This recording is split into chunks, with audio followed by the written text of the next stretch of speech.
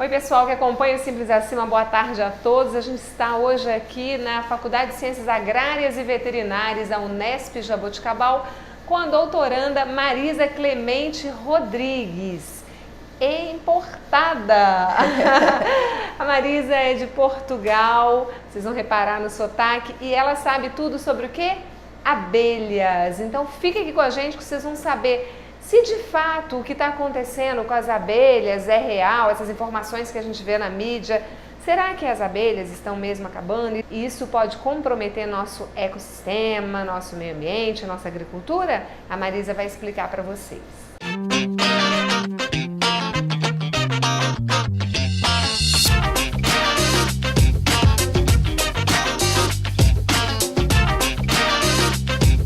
Então, Marisa, como é que estão as nossas abelhinhas, ora pois?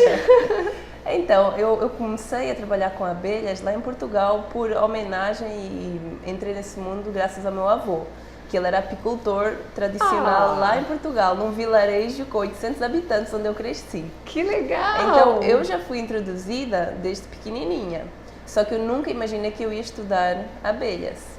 E aí, quando eu falei à minha família que eu queria vir para o Brasil para estudar as abelhas no Brasil, foi um choque para todo mundo. Mas eu tinha esse desafio porque as abelhas em Portugal e de forma geral na Europa sofriam e sofrem ainda hoje com vários problemas que eu achava que lá pesquisa com abelhas nunca seria um futuro promissor para mim. Então aí eu pensei, no Brasil a abelha africanizada é famosa, então eu quero aprender um pouco sobre o comportamento dessa abelha. E foi por isso que eu vim para o Brasil estudar a abelha. Só que aqui os problemas existem, eles só são diferentes dos problemas que existem na Europa. E agora, nunca se falou tanto em abelhas como atualmente, né? A gente o que a gente vê muito na mídia é assim, as abelhas estão morrendo, isso vai comprometer a polinização e vai dar um desequilíbrio ambiental grande, principalmente quando a gente fala em agricultura. É verdade? É verdade. E não só por eu gostar de abelhas, que nós temos tendência a ser sensacionalistas, mas porque a ciência já prova isso. Inclusive o desmatamento, que todo mundo fala em o síndrome do colapso das colónias. As abelhas estão desaparecendo massalmente. Os apicultores chegam no apiário e não têm mais abelhas. Então foi dado um nome para esse síndrome, para esse desaparecimento. Então, existem vários trabalhos que falam e levantam os fatores que estão por trás desse sumiço das abelhas. E quais são os fatores que estão por trás desse sumiço das abelhas? Nós não podemos afirmar com total certeza, mas a mão humana tem o peso, né? E nós somos responsáveis por isso. Qualquer atividade, se nós pensarmos bem, que tem tendência a ser intensificada, acaba por causar um desequilíbrio. E foi exatamente isso que a apicultura tem registado desde os anos onde se começou a profissionalizar até hoje. Aí, a alimentação artificial das abelhas para que elas produzam mel ou para que elas fiquem vigorosas na primavera. Esse alimento artificial muitas vezes é com açúcar, sacarose. Nossa! Então, essa que nós chamamos de junk food, fast food, como se fosse o McDonald's das abelhas. Lixo. No popular, traduzindo, lixo, comida lixo. Então, comida artificial, acabamos muitas vezes com as abelhas por acabarmos com o território delas, matas e tudo mais onde elas nidificam naturalmente. E toda a questão do agrotóxico também, né? Nós não podemos negar que essa é uma problemática. Mas não é a única. Não é a única. Porque se fala só que o uso, né, de agrotóxicos defensivos agrícolas, como vocês prefiram chamar, falam que essa é a principal causa do que você entende de abelhas, então não é só isso, é também isso. A minha pesquisa até hoje ela não foi direcionada para o sumiço, mas toda a experiência que eu tive, eu já trabalhei em vários países, posso dizer que em todos os continentes eu já tive a oportunidade de visitar e trabalhar um pouquinho com abelhas. Então, a questão, quando se levanta, estão sumindo, por exemplo, há países que não têm a agricultura desenvolvida e as abelhas estão sumindo, ainda assim. Então, eu gosto de falar que não há uma culpa, existem várias culpas integradas. Porque muitas vezes quando nós falamos, é agrotóxico, aí já vêm as empresas de agropecuária diabolizar os apicultores ou as abelhas. Eu acho que tem que ser com diálogo, não é? Tem que ser um meio termo, porque se nós acabarmos com polinizadores, qual é que é o futuro da produção agropecuária? Então tem que ser um discurso onde possamos trabalhar em conjunto. Na África, eu tive a oportunidade e tenho ainda hoje de participar num projeto em Angola de desenvolvimento rural, utilizando as abelhas como um vetor de aliviar a pobreza. Os apicultores têm um histórico de, para recolher, eles são coletores, então para colher o mel, eles não têm equipamento, não têm o fumigador, que dá aquela fumaça para acalmar as abelhas, não têm o macacão, que é o nosso equipamento, o fato de astronauta, não é? A roupa de astronauta. Proteção. Então, eles fazem fogo e queimam as abelhas, matando as abelhas para recolher o mel, porque eles são dependentes dessa fonte de carboidrato para se alimentarem. Então, as abelhas acabam sumindo por conta do uso desmedido. Por isso uma super exploração. É. E sobre o elefante, que ela me contou uma história super legal.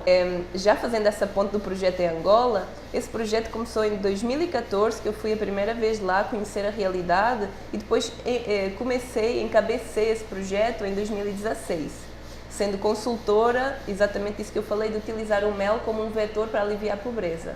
Então, recentemente, nós fomos chamados pelo Ministério do Ambiente de Angola para ajudar a mitigar o conflito que existe entre homem e elefante. Mas como é que uma moça que estuda abelhas pode ajudar a mitigar esse conflito? Porque a resposta é simples, os elefantes têm pavor, têm medo de abelhas. Eu também, nós também, só a Marisa que não. O maior mamífero terrestre, ele tem pavor de abelha. Então, um bichinho deste tamanho consegue afugentar os elefantes das lavouras, das comunidades. E qual é que é esse conflito? Os elefantes entram na lavoura, acabam por destruir mandioca. Pisoteando, né?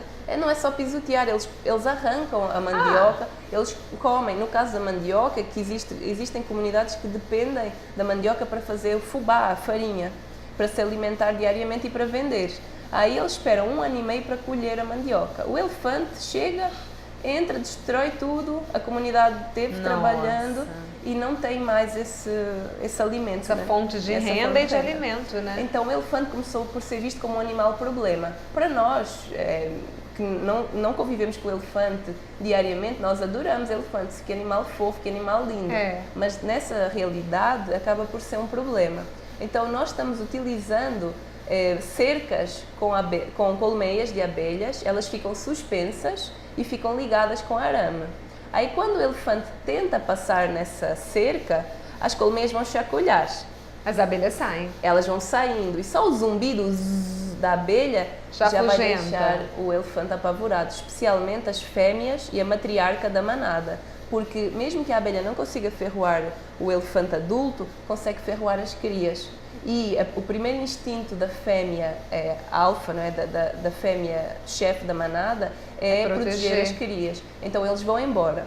E só para terminar esta curiosidade que eu acho linda. É muito legal mesmo, né, gente? O elefante tem uma memória muito forte, então ele consegue se lembrar onde é que estão essas colmeias, onde é que está esse agressor. Aqui no Brasil a gente costuma até fazer uma brincadeira, Marisa, que é assim, nossa, ele tem uma memória de elefante. Então, exatamente por isso, o elefante consegue recordar o local e não volta ao local onde tem o enxame de abelhas. Então, ele vai preferir, vai fazer outra rota para não passar por ali, perto daquela lavoura que está protegida com as colmeias. Aí, o produtor consegue ganhar o mel, que não tinha antes e que tem agora, consegue proteger a sua lavoura e recolher a mandioca ou a cultura que produz, e ainda o elefante deixa de ser considerado como um animal problema, porque não se aproxima. Então nós costumamos dizer que é uma situação onde os três ganham, a abelha, o produtor e o elefante. Sobre as abelhas, sobre a sua pesquisa, assim, um recadinho que você quer contar, uma história aí para o pessoal, ou sobre a sua linha, que é muito importante as pessoas aí que estão vendo a gente saberem? Eu acho que tem uma coisa interessante localmente falando, aqui na nossa realidade do Brasil. Eu já me considero brasileira também, já são 6 anos entre saídas e entradas, porque realmente a apicultura aqui tem um grande desafio. Não só o estudo destas abelhas que produzem o mel como nós conhecemos, que nós chamamos de abelha Europa ou abelha africana. Que o correto, eu acho que o correto é nós chamarmos de abelha africanizada, porque ela é uma mistura entre a abelha que veio da Europa com os colonizadores e uma abelha, a mesma espécie que foi introduzida na década de 50, pelo professor Dr. Kerr, e introduziu essa abelha da África aqui em São Paulo. Então a mistura abelha Europa, abelha africana, deu essa junção e deu origem à abelha africanizada. Sabiam que no Brasil existem mais de 300 espécies de abelha nativa, abelha sem ferrão? Sem ferrão? Sem ferrão. E o mel delas é diferente, não só pela flor que elas visitam, porque há uma diversidade de flores e de biomas no Brasil que confere essa riqueza no mel, mas porque a abelha é diferente, então ela processa e usa enzimas diferentes. Então os méis têm colorações diferentes. Que legal, olha isso, gente. E a abelha é muito importante, quando a gente fala assim da importância dela, a polinização é fundamental para a agricultura, para o meio ambiente? Com certeza. Imagino que todo mundo gosta de abacate, ou gosta de café, ou gosta de maçã, laranja, de alguma forma. Há plantas que são beneficiadas e há plantas que são dependentes dos polinizadores. Por exemplo, nos Estados Unidos, a produção da amêndoa, ela depende da abelha como polinizador para que os produtores consigam ter a amêndoa, o fruto.